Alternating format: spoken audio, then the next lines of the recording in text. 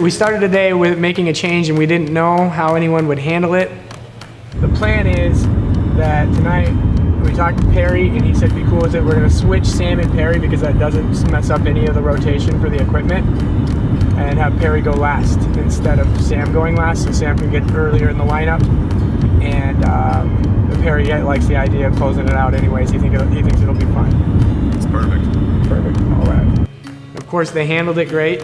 So we're heading to Pittsburgh for a show downtown. I didn't realize how many hills and mountains Pennsylvania has. What a beautiful state. I mean, the mountains are curvy. We might as well make our roads and bridges curvy too, right? Just like we like our women. Downtown traffic in Pittsburgh was just fucking a nightmare. Unbeknownst to us, there was a fucking art festival happening. There's a level of paranoia to it early on, just after the Cleveland show, the first show falling through in Cleveland. There's a level of paranoia going into the day. So fuck it, let's park. All right. And we can also ask local. Asking someone on the street isn't necessarily reliable information one way or another. I think we're fine. The show seemed like it was off to a rocky start. Didn't really look like anybody knew what the fuck was going on. Hey Perry, we don't have to use this. We don't? No, there's a table back there we can use. Oh.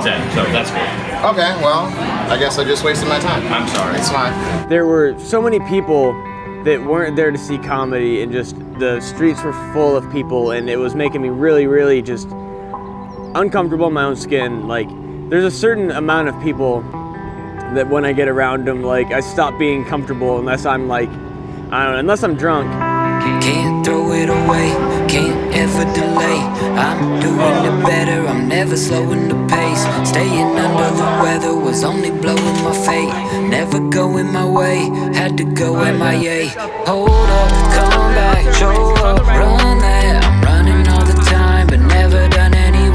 Hold up, come back, show up, run that. It's going through the grind, but showing up anyway. The show went fucking phenomenal. I saw a picture posted on Facebook. It was a depiction of the crucifixion scene made out of Pepsi and Mountain Dew 12 packs. The crucifixion scene, I was like, oh fuck. Oh fuck. Did Pepsi buy the rights to the crucifixion? Are we gonna see a commercial where Jesus is just on the cross like this? Do the do! We had a host. Do you guys think that the guys who invented the roller coaster were just oh man, we messed this train up so bad? Holy shit, dude. Fired, of course we're fired. I put loops in it, you idiot. This is the railroad. They don't treat people well here. We're not getting out of this scot-free. Lorenzo from the Pittsburgh scene, very cool guy. So he hosted for us, so Jeremy didn't have to, and I think that worked well because Jeremy's set killed. Have you ever noticed, whenever there's a famous Christian song that spreads across the nation, this is what happens. There's always this backstory about how a guy's entire family died, and then overwhelmed by emotion, he writes this song, and the next thing he knows, the whole country's singing it, and he's like, it's so obvious that this was the will of God the entire time. Which has me thinking that God has to be the most gangster record producer in the history of the world. He's just like, I need another hit. Gonna have to fuck a family up. Throughout the whole week, I've just been, while on stage, paying attention to how people are running the cameras and mid-joke wanting to give direction. I went out and started barking. And that just kind of got me into a riffing, comfortable mood. I was out barking for 10 minutes, and I realized I'm not good at barking. I was like, I'm not good at barking. So I went inside, and miraculously, Jeremy had 10, 20 minutes of free time, which he never has. And so I was like, hey, Jeremy, I know you have twice the energy I have right now. You should go out and bark. I'll make fun of Drake. Yeah, with Missouri Valley. Yeah. You guys should come in. Yeah, it's funnier than me, right? That was fun, actually. I don't know if I helped, but it sure was a blast just yelling at people to come to the show. Get on in there. It's great. She works there, dude. Oh, she works there? Yeah. God, you're an idiot. Great deal. People are going to come at you, and it's so important to remember your intent and that it's pure. and to reside in that, because they're going to do everything they can to malign that because it makes them uncomfortable for whatever reason. And if you allow them to do that, it's going to keep you from taking action. So it's so important that you reside in your pure intent and trust that even if the execution isn't perfect, because in the long run, execution will typically work itself out. Hey, I already said hi. Stand up in here. You already know. You're like, we're aware. We actually got quite a few people just from barking. I mean, that venue was packed. And then when I walked back in after barking, Matt Lamb was dancing. I had felt all this tension that I'd felt, because I mean, I hadn't really drank all tour. I hadn't really done anything to like take my mind off of things. I've been in my head all tour. Something spoke to me, and that something was Sam Hershock, who had consumed 2 shots of Yukon Jack, and he was having a great time. Pittsburgh, I'm having fun here. I fucking love this place already. Are you guys drinking? Fuck yes, because I love to drink. And you guys have my favorite drink of all, Yukon Jack. Have you guys ever had Yukon? Oh, dude. Tonight we're doing it. Yukon Jack is the best. It's a Canadian whiskey. It's very sweet, but it's also 100 proof, so you don't understand how much you're having until it's too late, which is my favorite fucking thing. I love nothing more than to have that like glassed over stare and someone's talking to you and then you finally like get back into it. And they're like, you know what I'm saying? And I'm like, yeah, let's have a cigarette. And they're like, I didn't say let's have a cigarette. I said you're too drunk to be here. You have to go. And I'm like, I'll just have a smoke alone, I guess. And I was like, well, what the fuck? I should have a great time. So Sam and I did a shot of Yukon Jack, and I was just feeling fucking great.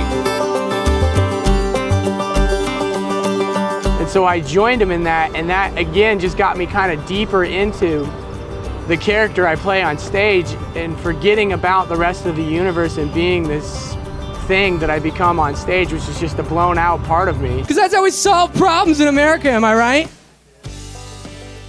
It's like we go to a fundraiser for underprivileged children, you donate some money, you get a little drunk, take home a poor decision, make an underprivileged child.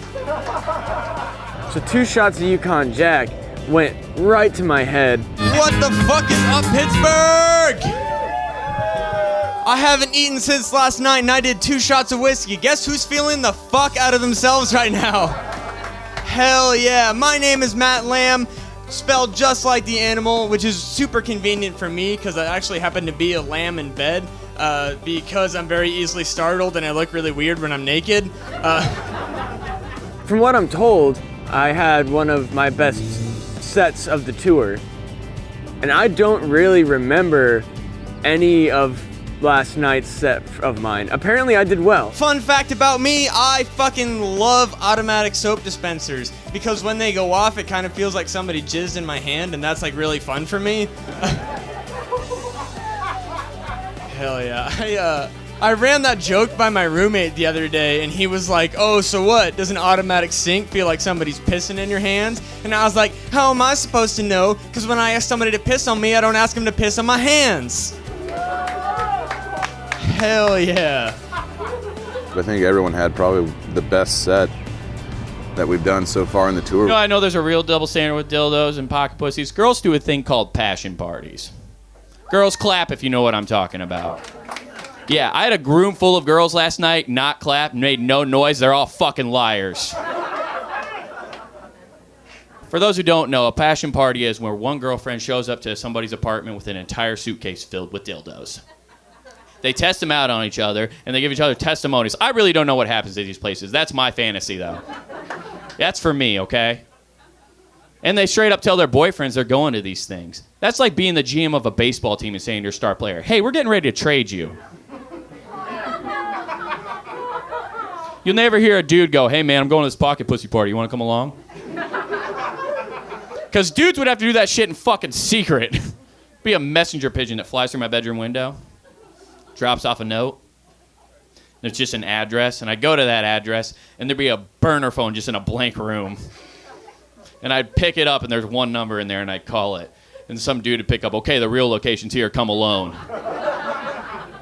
And I go to that location, it's an abandoned warehouse. And he doesn't have a suitcase filled with pocket pussies. No, he's got 3 options. A white one, a black one, and an asshole. And you don't want to sit there and listen to some dude talk about how he fucked a plastic asshole. That's the worst testimony of all time. It's funny to read on Amazon, horrifying in person. after a while, like, you know, it's at a point where you're just like, I want to kill every beat. And I think all of us are there. And so I finally had that set that I was looking for, where I finally, you know, got every beat going. There's some badass names in the Bible, like Deuteronomies, Ecclesiastes, or Colossians. Okay, you guys aren't sold on this yet. Let me explain this to you, okay? You pull up, it's like the first day of first grade, and you're like, yo, teacher, here's my son, Leviticus. What's Leviticus, do the thing. I'm too Levit to quit. And he like walks his way. And like, you tell me that's not the most badass kid in the first grade. You can't, because you'd be lying, okay? I thought everyone killed. Everyone killed in Pittsburgh. My girlfriend is way out of my league, extremely. And I know she's out of my league because every time we go out, someone will walk up to her and be like, hey, is this guy bothering you? And I have to stand there like, what the fuck? They're like, oh, are you with her? And I'm like, yeah. Like, oh, brother? I'm like, no, that's my girlfriend. And they're like, oh, nice. What does that mean? They're like, well, it just gives guys like me hope. I'm like, what the fuck? And all of a sudden, I'm king of the douchebags? Which, as long as they call me their king, I'll take it. I thought everyone like had their best sets last night. I got to close. The Midwest has this thing, and you probably heard of it. It's called like Midwest Nice, right? And I live in Iowa, so instead of calling it Midwest Nice, I call it Iowa Nice because, you know, everything's nice in Iowa. We got the grass cut, you know, the people are nice. Everything's nice. We got nice malls, nice scenery, you know, nice hiking trails. Like, even the racism's nice. No, it's true. Like, I was at work the other day, and he was like, hey, man, you know who you look like? I was like, oh, shit. You look like the guy from the U.S. Cellular commercials.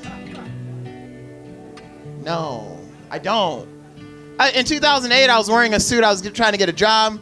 I walked into a grocery store to get a sandwich for lunch. Guy in the line said, hey, man, you know who you look like? You look like Barack Obama.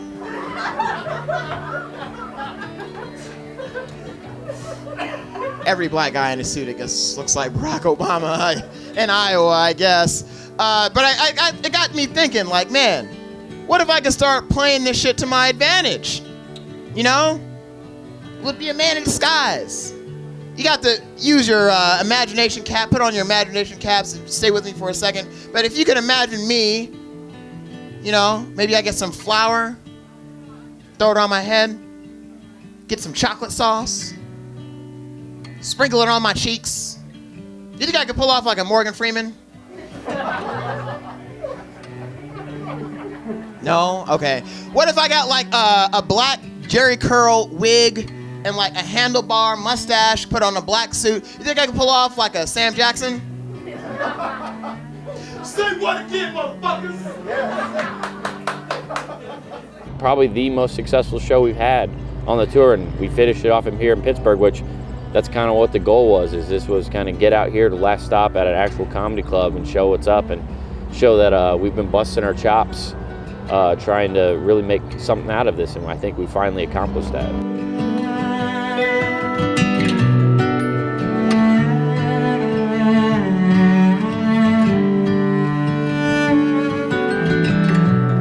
As you can tell, I'm pretty hit right now. I'm very hungover. We had a lot of fun last night. You calling Jack? You like it here, baby. You like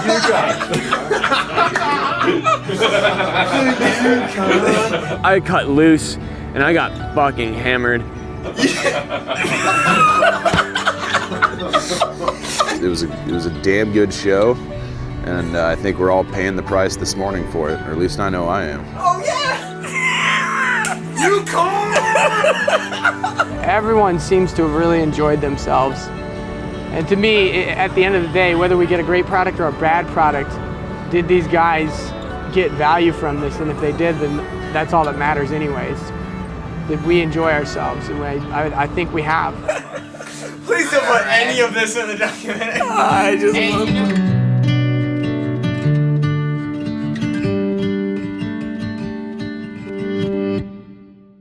Hey guys, are you feeling musical? Well, by golly, I sure am.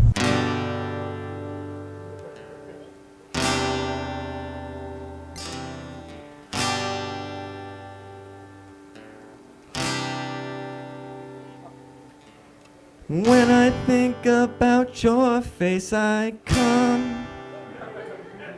When I think about your face, I come. When I think about your face, I come. And the problem is, I'm always thinking about your face. We've got a lot to reminisce about. We've got memories that we've made over the course of this thing. This has been an eye-opening trip, every which way. I think the biggest takeaway from this trip for me was learning that, you know, even when situations don't look great, you can still find a way around if you just keep your head up and, you know, aren't afraid to ask for help. When I think about your butt, I come. Sing along! When I think about your butt, I come. When I think about your butt, I come. And the problem is, I'm always thinking about your butt. It's definitely made me a more patient person, being with 5 other people, excuse me. It's also made me hate my day job, because I don't want to go back to work after this. This is too much fun. When I think about your dick, I come. When I think about your dick, I come. When I think about your dick, I come. And the problem is, I'm always thinking about your dick. There we go. This has been something that I don't think I'll ever be able to properly forget, in the sense of I've gotten to know these guys way better than I honestly ever thought I would. Can I suggest an edit? When I think about your clit, I come. Wait, this is my edit. Okay. When I think about your clit, I come. When I think about your clit, I come. And the problem is, I'm always thinking about your clit. I haven't felt this good since I was in a cult. There's just something about a group of guys coming together with a singular purpose, and everybody's roles start to work themselves out, and you're just working towards that thing together in a type of, what Sam said at one point, a brotherhood, if you will. Realistically, it has to end. I think part of it being what it was is that it was coming to an end. I don't miss sleeping on the floor a couple nights a week, but I do miss being on the road with all those guys, miss hanging out. Oh, I'm gonna miss the hell out of this. This has been the coolest 6 days ever. Now a romantic verse. Dude, we can just keep adding shit on. I'm always thinking about people. When I think about you at all, I come. When I think about you at all, I come. When I think about you at all, I come. And the problem is, I'm always thinking about you. Thank you for your time, you guys. I've been Matt Lamb.